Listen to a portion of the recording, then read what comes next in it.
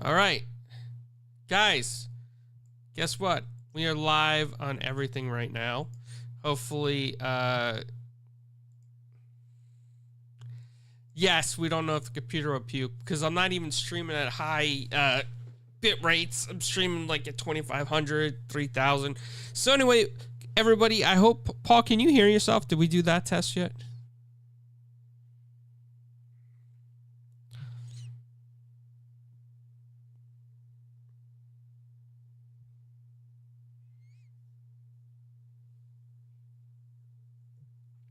All right, I'm going to do this. Now let me know if you can hear yourself. Testing 1, 2.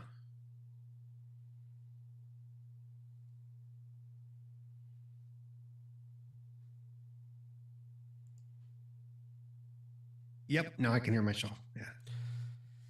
Okay, so everybody, welcome to 4GQ here. We had a little bit of a late start and then a later start with all these technical issues. I'm using Meld software. It's my first time really using it in production, so I just made a quick background. I worked hard on that neon sign. Paul does not like the pineapples. Maybe I'll put a little cross line through with the circle like the Ghostbusters. So this week has been an interesting week. We 4GQ attended the Sunscreen Film Festival. I also got to watch Until Dawn. I watched it, I paid for my movie ticket, so it's my honest opinion. And there's been some news in the gaming space about console prices rising across the board. Nintendo was technically the first one to announce, their higher priced console. But, man, I got so many opinions on this. And you know what? Paul does too. So let me introduce the guy who will always say no to pineapple, who would throw the pineapples at you if you try to put it on his pizza. Yep. Even the ones in the can, Paris. Yeah, those are coming back at you someday. We're going to meet each other, and a can is going to come whizzing past your head. Yeah. Oh, Paul. Paul, welcome to the show. How you been? I gotta say, I've had better days, and not just because of the price increase, other stuff going on too. But of course, Diablo 4 started a new season, so I've been playing that. Been playing WoW. Been playing a little bit of everything actually. All the new big games that are out, I'm playing them. So there you go. Yeah, man, there's so many good things that dropped recently, like Oblivion, the remastered edition. I'm having a lot of fun in that. It is difficult to an extent. At least I can fast travel places because I forget where I'm going already. Yeah. And well, it also has the clairvoyance thing to kind of point you to your quest thing too. So I'm sure you use that a lot. Oh, I use that all the time. And then also Expedition 33 dropped. Yep. Which I started. I haven't got that far past the first part, but yeah. Wow. Too many games, not enough time. I also want to throw in that I watched basically 2 main movies this last week. I watched what's it called? The Wolfman from this year, 2025. Not a good movie, not great. Oh, Paul, no. You're hurting me, Paul. And the better movie, Nosferatu. I actually did really enjoy Nosferatu. What? Nosferatu? Nosferatu. Nosferatu? It's based on an old silent, vampire, one of the first vampire movies they ever did.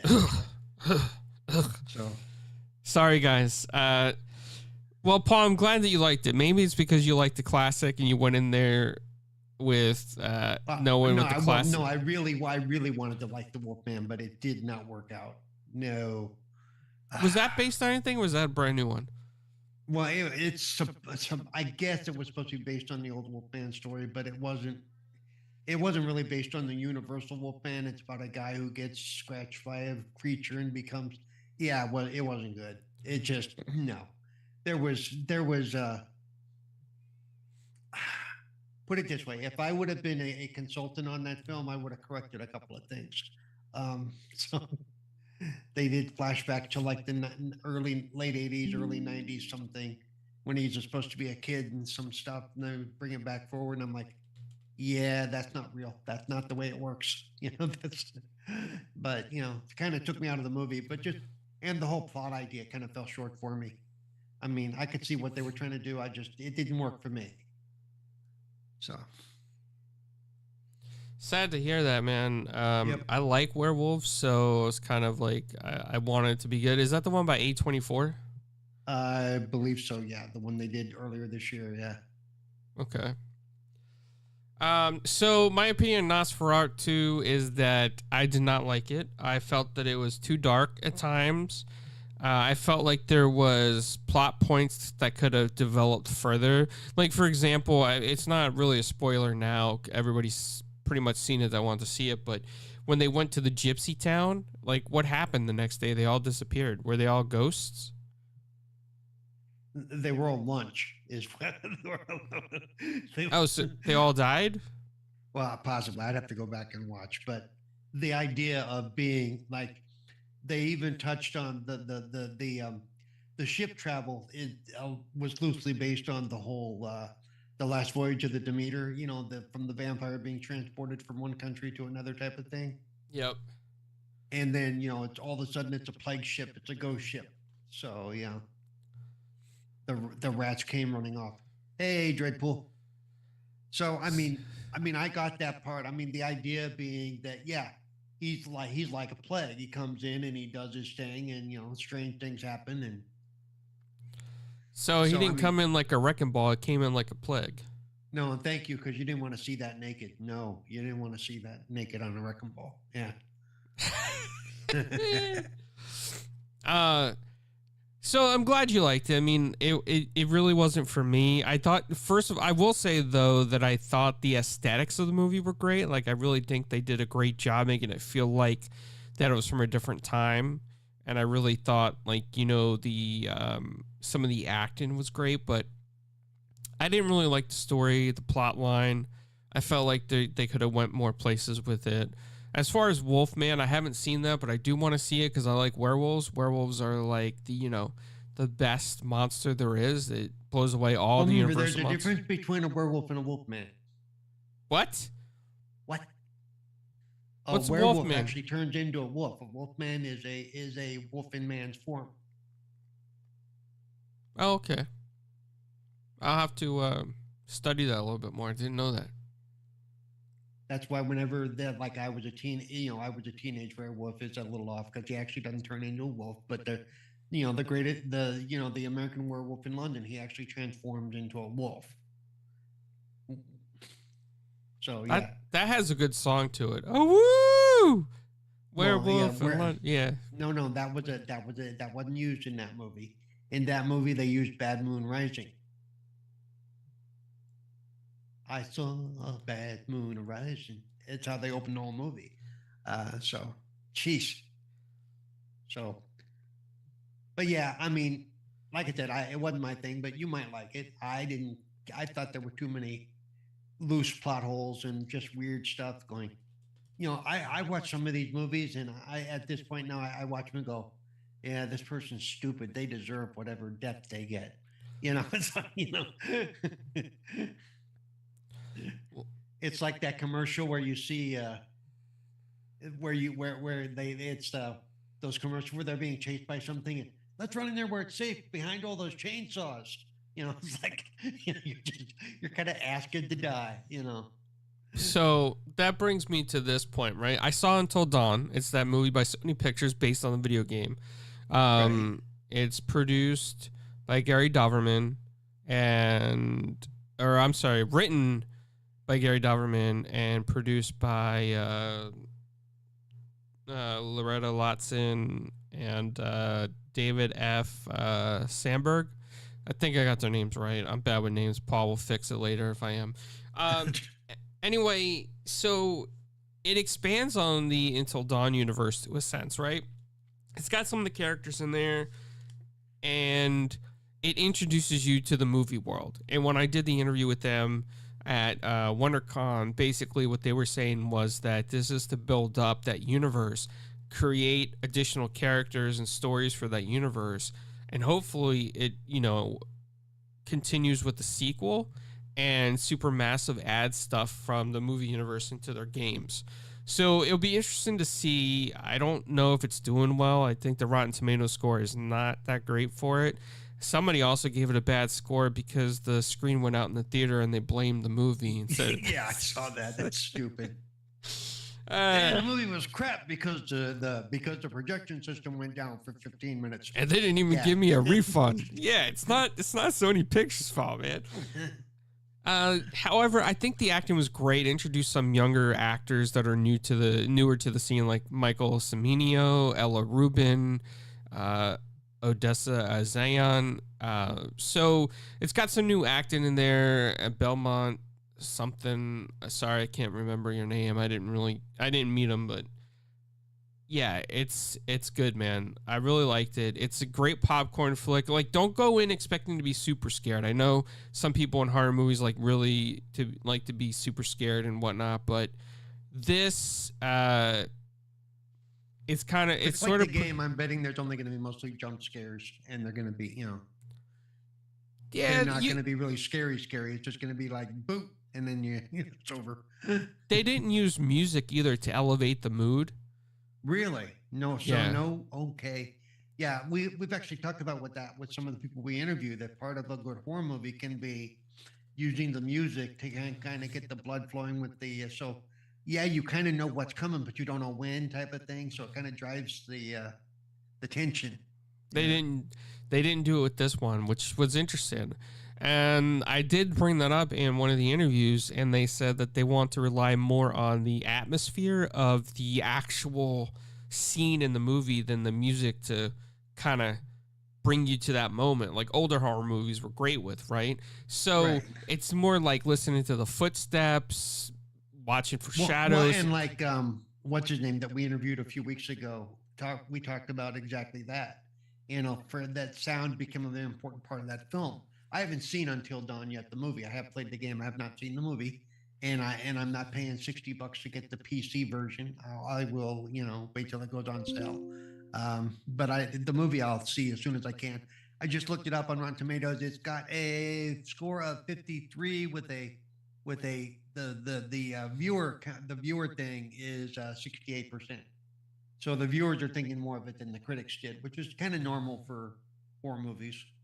Yeah, I got to get my opinion up there to help elevate it, because I thought it was, and I'm not a horror fan, right? And I liked it. Maybe it's because it wasn't super scary. It was predictable in some sense, and you could kind of predict what was happening. So I liked it. Yeah, it was good. I'm glad that they didn't frame by frame do the game, though, like a certain thing we won't talk about. Because if they do that, then anybody who plays the game is going to be bored out of their mind right away. So True. And that was one of the things that gamers were upset about, that it wasn't 100% based on the game. But the fact is, if you, in the game, you have a permadeath, right? So in the movie, if you had a permadeath, you'd lose all the characters. And then what are they going to build a sequel with? You got to think about that. Because they got to introduce new characters. And with all of Supermassive's games, one of the achievements is for everybody surviving, and one of the achievements is for nobody surviving. So yeah. True. No, absolutely. So I liked it. And there was another movie I saw at the Sunscreen Film Festival. It's called America: The Uncivil War. And I want to touch on it a little bit. We don't have to get into massive topic about it. But what was really interesting about this, it was made by David Syracuse, and I can't remember Ian's last name, but he used to work for Universal Studios Pictures for 20 years, so he was there during the golden era of Universal. He helped get this movie produced, and basically what it's about is kind of like we all went through the pandemic, and we all went through the lockdowns, and we all went through the heated political climate at the time of that situation where people were either for or against something. And the movie kind of points that out, and it talks about the division in America, but it has a very strong message that no matter where you stand, everybody should come together. Like, it's okay to disagree, but it's not okay to hate because somebody has a different opinion. And I thought that was the perfect message in this movie. And the interesting part of it was that it was written from the side that would be more right-leaning. And, he kind of showed how he's right-leaning in the movie, and he goes online on Facebook, and he starts arguing with people. and what that kind of turned into. And it kind of turned into protests at his business and, you know, damage to himself and his business because he engaged in online arguing. And at the end of the movie, it was kind of like he has a friend who's on the left side of the situation, left-leaning, and they play basketball together. And at the end of the movie, it was kind of like, hey, you know what? Let's be more friends and talk to each other rather than believing everything we see on social media and becoming afraid and angry, and just turn off that echo chamber. Like, you don't need to be in an echo chamber of everybody that has the same opinion as you, and you don't need to be in an echo chamber of everybody against you either. But you need to find some middle ground where everybody can just get along, you know? And that's what I like about the movie. That was the strong message in the movie, and David Syracuse did a phenomenal job. And he's actually going to be in 2 more upcoming features as well. Oh, good. Yeah. Yeah, I just looked up their Rotten Tomatoes thing to see what you were talking about. So let's see. And they actually broke records. It's actually called The Uncivil War: America Divided is the actual full name. It's got 96 for the viewership. The tomato meter, in other words, no critics. This almost looks like it is on Prime Video available. But since they didn't do a wide release, the critics never really done anything with it. And it was actually released last year initially. Probably did the circuit. Yeah. Hey, Lemon. It won a lot of awards, something like over 50 awards already, I believe. I have to put the interview up with Ian, but it was really mind blowing. And then I also got to see Dr. Quarantine with Tara Reid. I didn't get to see the whole movie because I was preoccupied with some interviews. But what I did, staring at Tara Reid is what you were doing. Yeah. No, she wasn't there at the time that it was being shown. But it was interesting enough. No, Lemon, no mustard on that pizza, man. You can't do that. It's anti-pizza. That's the anti-pizza committee. And anti-fun committee. But Tara Reid did a great job in that movie, Dr. Quarantine. It was pretty much her as the main actress, and there was a couple people that showed up in it, like a little girl and her husband who passed away in the movie. And it was kind of like she had a breakdown during the lockdown and couldn't tell reality from fiction, and if her family was still alive or not. And there's some stuff that goes into that. I don't want to spoil in case it does get a major release, but she did a phenomenal job acting. And I haven't really seen her in stuff besides Sharknado and American Pie, and but she did a great job in this. I also got a really cool interview with her on the red carpet, and I asked her, I said, you have some fans out there. You do have a lot of fans out there from Sharknado and stuff. And is there any message you like to say to your fans? And she said, I love my fans. I love my fans because if anybody comes to pick on me, my fans stick up for me. So I thought that was kind of cool that, she loves her fans. And I hope more actors and people in the industry do appreciate their fans like she did. Well, she has to, because she did like Sharknado. So, yeah. And then the other thing that is awesome. No, back. Don't even. No, back. Put that thought away and throw out all the mustard bottles immediately. No. I asked Alex Ross's agent, Sal Abenani. He's like, no mustard on pizza. No. Yeah, I saw one of your interviews with those three people, and they were like, yeah. And I'm like, ew, nasty. Yeah. One of them even said he would put dog poop on pizza or something. Oh, that was Andy Bierzak, and he is the lead singer of Black Veil Brides. And he was with his wife, Lilith Czar. And he had a funny response to that, right? Like, he didn't even, a lot of people pointing out he didn't answer the question, that he was just circling around the question, that he talked about, hey, put poop, hey, poop garbage, I don't care. But that was a really cool response, to be honest with you. Like, I was a little surprised on the red carpet he gave that, and he reposted that clip on TikTok, so all his fans saw it, and I've been getting a lot of messages about it. But yeah, no, he's a really, listen, man. I'm gonna tell you something about Andy Birzak. I knew nothing about the Black Veil Brides or anything about him personally. And there was a guy named Joshua Schultz there to show his film Ride or Die, which stars one of the villains from Sons of Anarchy. And Josh is an amazing photographer. Like I've looked at some of his stuff now, and his photography is mind blowing. Like the stuff he does, it's so talented. He does photos for David Hasselhoff. He did stuff for Paramore, Jared Leto, a lot of other celebrities, and he decided that he was going to make another film, a short film. He did Americana, but now he did Ride or Die, which is a Bonnie and Clyde origin story. And he's on the red carpet talking about, his film, and his friends, Andy Birzak, Black Veil Brides, and Lazar, who's a singer. She was also on The Voice back in, I think, 2016. They show up to support him. Like, how awesome is that to have friends like that will show up and support you? And they weren't even in the movie. They weren't even in the movie. Lil Azar had one song in the movie, but other than that, that was crazy to me. Yep. A lot of times they'll do that, especially, So I'm trying to find the because there's a lot of movies called Ride or Die, 2 of them for this year alone. Yeah, if you look up Joshua Schultz, Schultz, Ride or Die, it should pop up on IMDb. Got it. Yep. Let me see if I can play. I don't know if I can play it. I don't know if it'll. In fact, Joshua Schultz he appears in the movie as well. Yeah, he does.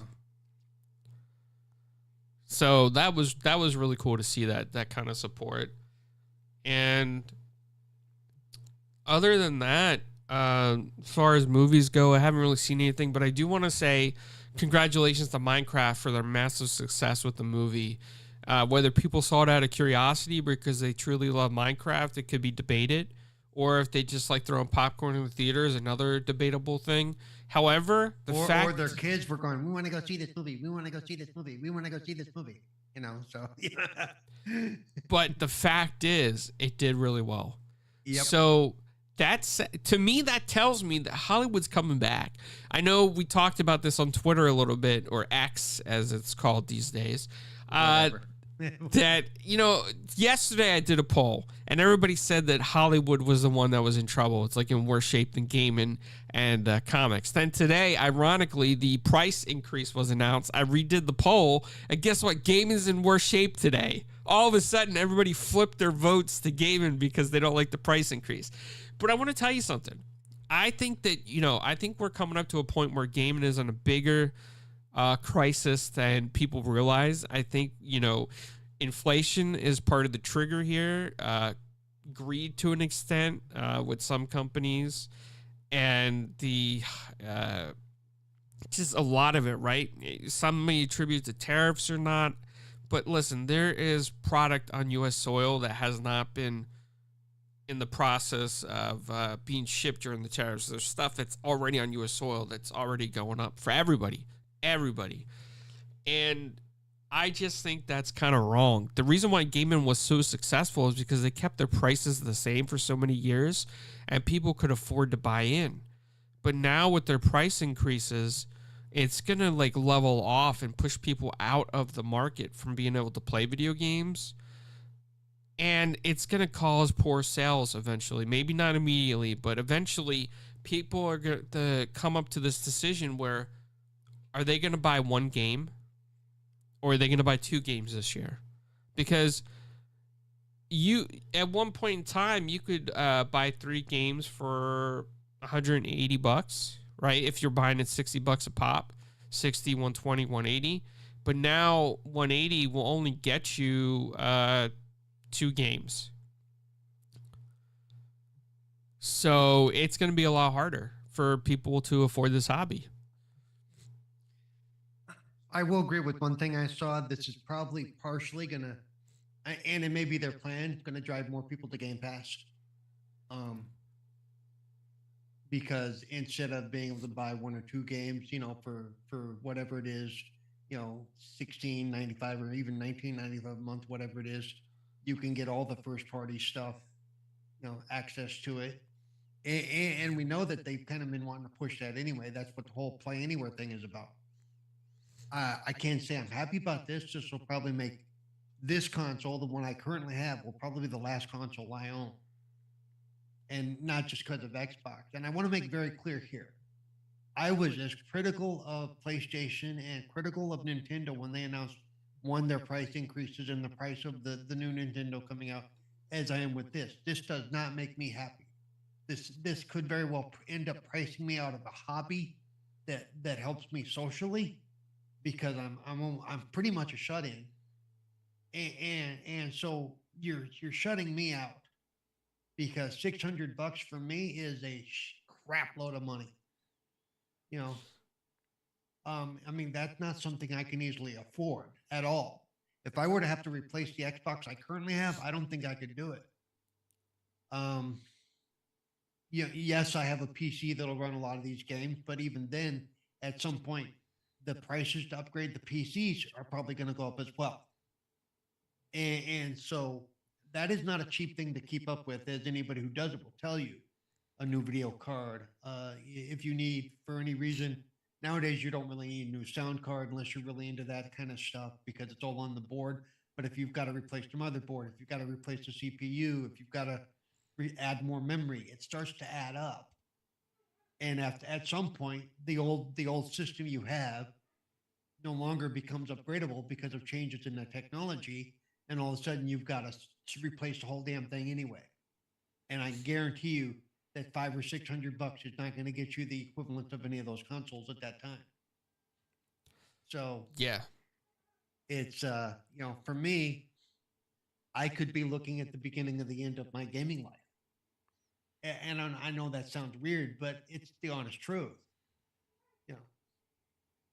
So I am not happy, but at the same time, I can see what they're doing. I can see why they did it.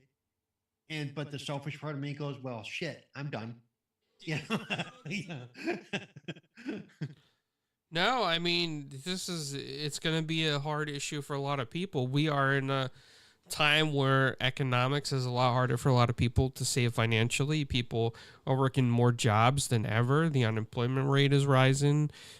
We don't know how the tariffs are going to kind of like handle themselves going forward. We don't know if it's going to end up truly being the greatest idea or truly being the worst idea. We feel its impact right now, right? But we don't know 3 years from now how it's going to turn out. We also don't know that if companies see that people are paying the desperate prices after the tariffs, that they might go, okay, well, if people are willing to pay this, well, even when the tariffs go away, we're just going to keep this price anyway. I mean, people don't think about those things. We're in a climate where corporations kind of like run the world to an extent. Back in the 60s, when they experimented with tariffs, or the 50s or whatever it was, corporations didn't have this much power. And I will say that, one, whenever prices go up, they usually do not tend to go back down. Eggs. As we've seen, even with video cards, as the supply lines have opened back up, you really haven't seen the price of video cards go back down. No. So, and then I also want to point out that one of my biggest issues is, if this would have been, okay, our new console, brand new console coming out, not a mid-gen refresh, but our new console coming out in 2027 is going to be this much, and it's going to be expensive, I would have been, okay, we kind of expected that. But to jack up by $100 the price on a piece of 5-year-old hardware, just like I said with the jack-ups on the price of the PlayStation, it doesn't make sense, except for, okay, we know they ate some money on each console sold, but those consoles were sold a long time ago. And, so, I don't get it. I mean, I do get it, but it's, in the end, like people are saying this, and like I've said, this is going to put a lot of people off of getting the hardware, which Xbox may not care, but look, if hardware starts to fall off on the other companies too, then all of a sudden all those software sales are going to drop off as well. because yes, I can play Xbox games on my Fire Stick. Yes, I can play Xbox games on my toaster. I don't give a, but it's not the same. It's like you know, and I think that so in that sense, I think Microsoft will be okay because well, they're putting their games everywhere for a reason, and now you're seeing the reason. So, from a business standpoint, from a shareholder standpoint, I can go, okay, I can see this. But from a consumer standpoint, this sucks. Mm-hmm. So if anybody wants to buy me a crap load of stock in Microsoft, go for it because then I won't give a shit. No, I'm kidding. Well, Dreadpool says, how do you expect to reach more gamers when no one can afford the hardware or games? You have a good point, and this is where I think companies are going to start relying more on subscription services or cheap ways of entry, like Paul mentioned, the Fire Stick or something. And I think we're going to see more than Xbox experiment with this. I mean, Xbox was the first to do it, and I'm glad they did do it because of what's happening right now. I'm very happy that we do have Game Pass and that they are still honoring the way Game Pass works. That's a huge thing to do. But I hope to see PlayStation follow suit and make theirs as good as Xbox's. Theirs has gotten better over the years, but it's still not the same as on par with Xbox. And I will say that, me personally, right now, currently as of right now, my Game Pass is good through December of 2027. So, and I will, it's not like I'm going to stop stacking onto that as I can over the next 2 years. No. Yeah, I think that's something important for everybody to think about as a future and to stack up on that kind of stuff. That's why a lot of times I always say that I have that, and it's not that the price increases don't bother me, it's that they don't affect me. That's a different thing as far as Game Pass goes. And as far as day one releases on Game Pass goes. On that level, they don't affect me directly, but I can still see why this is not a good thing. Now, one thing that I am disappointed about is that these are older consoles at this point. I really wish the Series S was not increasing. I really don't see the reason for that, but again, I'm not on the financial side of the business. It's just my consumer side talking that I'm disappointed to see that happen because I do want to get a Series S at some point.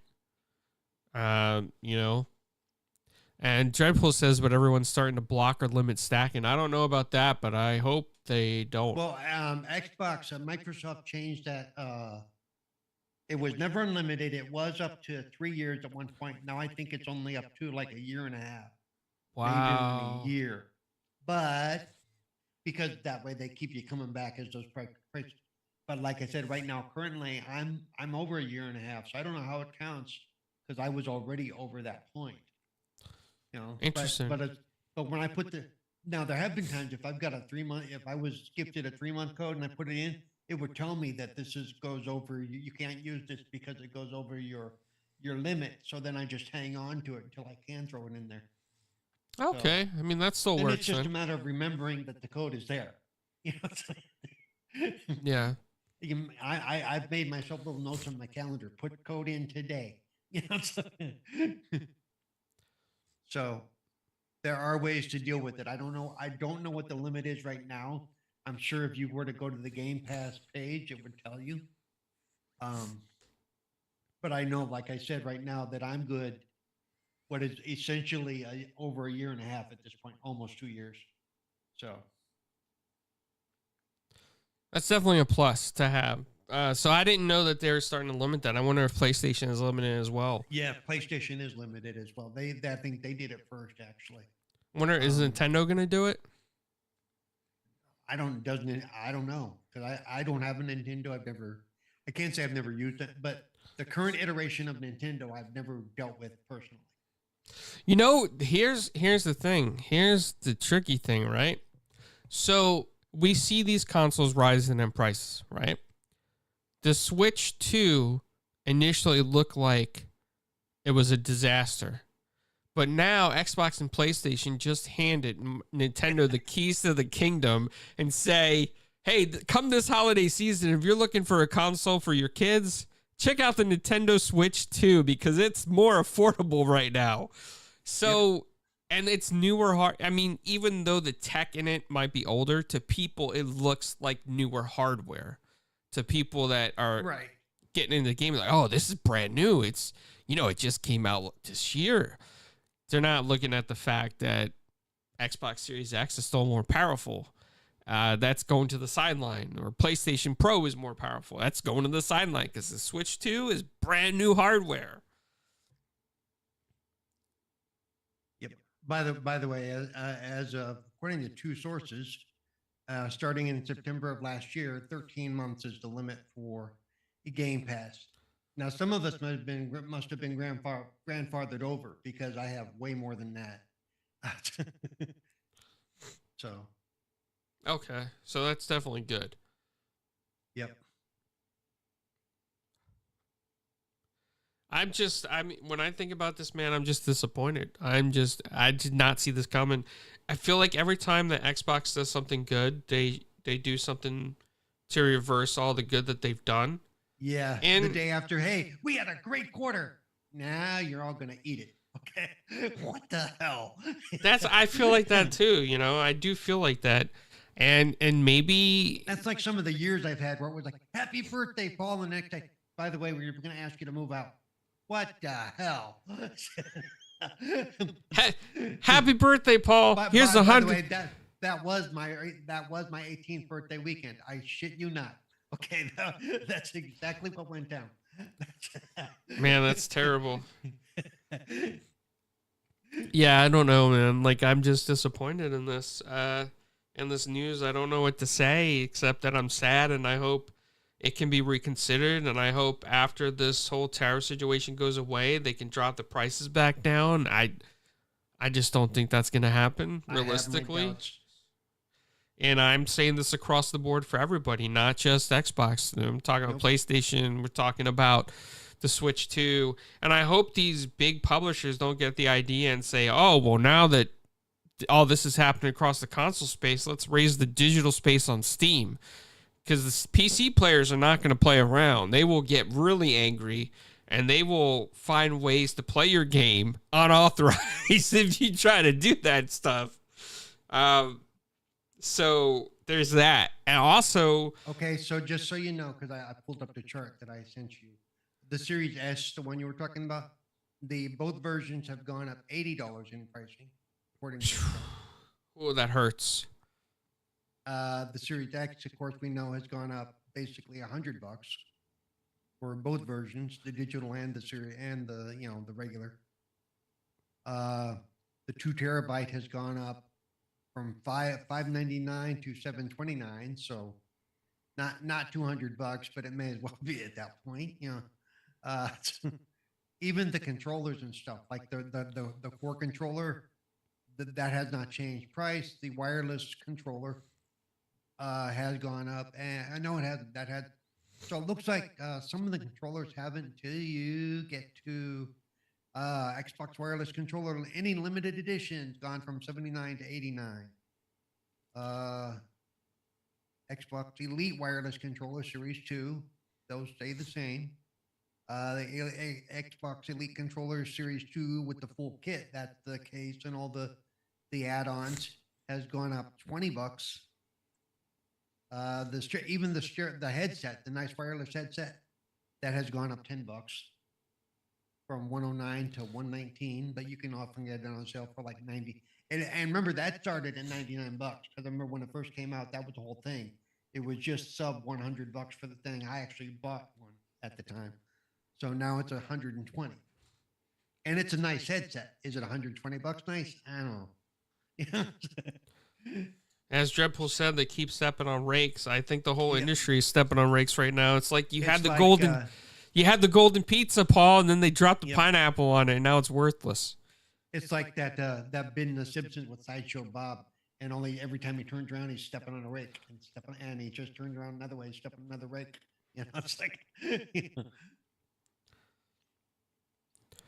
Yeah, so I mean, we're disappointed about that, and the other thing I want to say is that I honestly think that Hollywood's in a better place than the gaming industry, and I say that because even though for some indie filmmakers it's hard to get funding, there's more investors ready and willing to invest in the movie industry for indie films than there is to indie game studios. And Hollywood has this thing called Section 181 for movies where people can donate and they could write it off on a tax form, which I don't know all the legalities of that. So, of course, if you're thinking about investing in movies, check with your local lawyer. But I hear that's what a lot of investors are doing now. They're doing that to invest in indie films and movies, and they like going to premieres and win awards for what they invested in. And but I also think that the movie industry is still shifting too. They're still trying to figure out if they're going to do theaters or if they're going to go straight to screen or what they're still kind of in that little game, because I think they're still not sure how that's going to work out. Like we talked about, people were complaining about Minecraft and the people making noise and singing with the movie and doing TikToks and crap. And now they're going, hey, we're going to do special showings starting this weekend, doing special showings so that you can make noise, throw shit, and take pictures with the screen. Yeah. So basically, Minecraft is becoming the new Rocky Horror. I want you to picture that. Okay. Back said it's like the time I tried margarita pizza with lemon and the toppings didn't stay on. Yeah. The whole cheese fell off. They rigged it. They rigged it back. That's what happened. They rigged it so the cheese fell off. Uh-huh.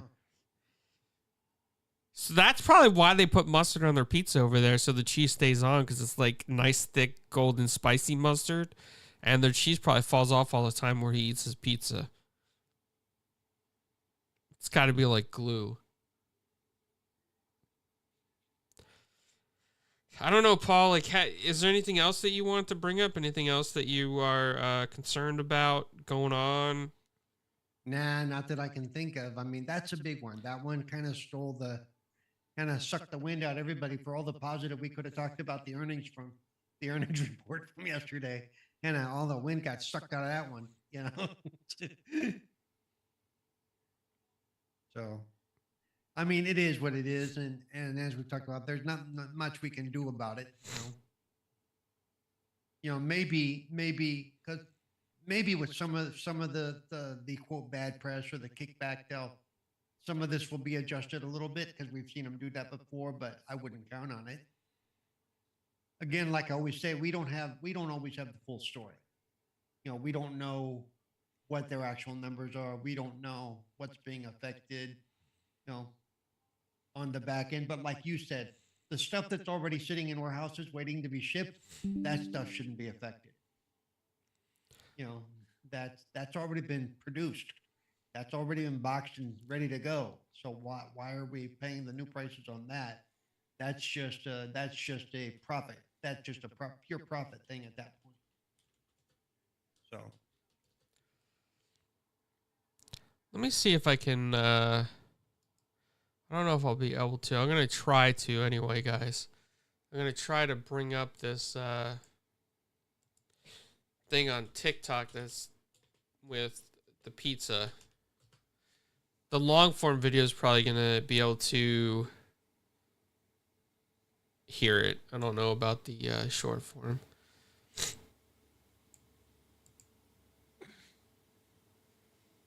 Or it could just crash this whole thing that we're just crash the whole thing, with your talking about needing to update your PC. Holy cow. Do you guys like pineapple pizza? I'm gonna be honest. No, I think that it's the problem that I have is that I'm using too many resources at once. Again, that still comes down to your PC probably needs a little upgrade. The chip, I could use a better chip for sure. How much memory do you have? 64. Oh yeah, you have enough memory, so maybe just the chip, and also helps if you're running on an SSD or if you're running on a physical hard drive, that can adjust some of that. But to the negative people in the world, telling you to not have a topping. All right, so on they're pizza. hearing it on the you put on short pizza. You form put right garbage, now. poop, whatever it is. If that's what you want. To me, it's like the same idea of like dipping French fries into like a milkshake. Do you know what I mean? Listen, it's not Right? It's like- 1984. Wait, people do that? I do that. We're not You looking don't at a do that? VHS camera. I never heard of it. Oh, you got to do that. Or like, have you ever had Oh, what are they those called? did The some good square quality work. crackers, the Saltine? saltine with ice cream. Never did that either. You gotta get down. Yeah, it's the salty and sweet. Yeah. The riskiest thing I ever had was banana and peanut butter. Oh, what? Why is that? Everybody Paul. does that. I do that all the time. I do it in shakes. I do it a la carte. I have it in my So pants everybody right watching now. the short form, this is Andy Gierzak from the This one's Blackfield Bride. peanut butter. This one's And, banana. Fill up my pockets. pineapple pizza. And what about He you? gave Pineapple a and great pizza? answer. Joshua Schultz Yeah, said that I like he all eats kinds of everything, pizza, doesn't matter. so I'm just boring. Yeah. You put I'll it take in front whatever of his pizza I can he'll get. eat it. I like pizza So, on pizza. Do you ever do that? Paul, do No, not what about Take a tell piece of anybody about pizza and then the you mustard stack another pizza. piece of pizza on top of it. Double-decker pizza? Sandwich. But now I'm going to go ahead and remove that from there. And we're going to put this on the long form. Okay. Now it won't delete over there, so we have a slight problem.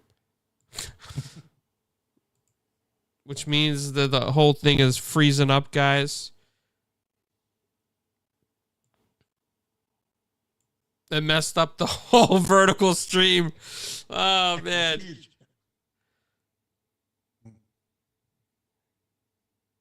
No, nobody puts fries in a Wendy's Frosty. Actually, that's an old school thing. I do know people that used to. That goes back to the 50s, dude. That goes back to the caveman times with you, Paul.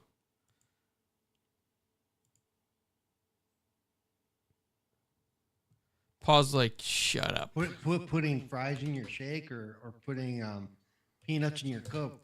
That's old school stuff. All right, so if this breaks, guys, that means Paul and I will have to end the stream.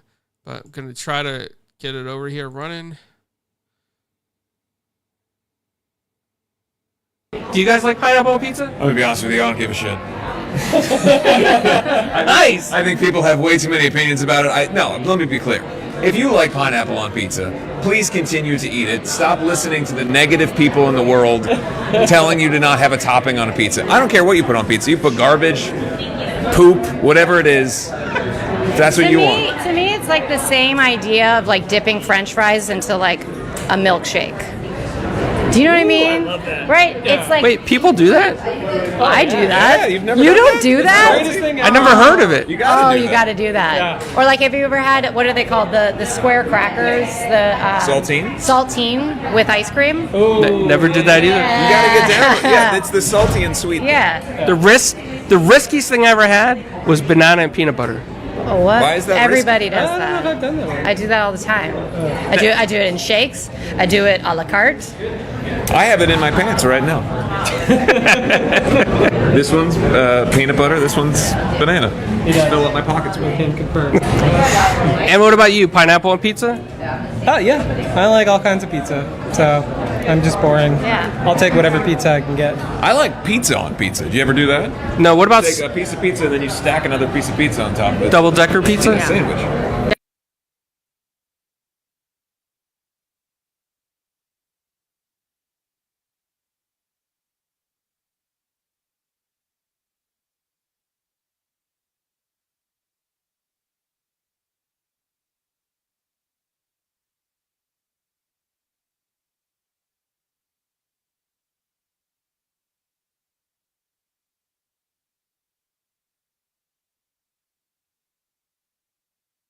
There you go.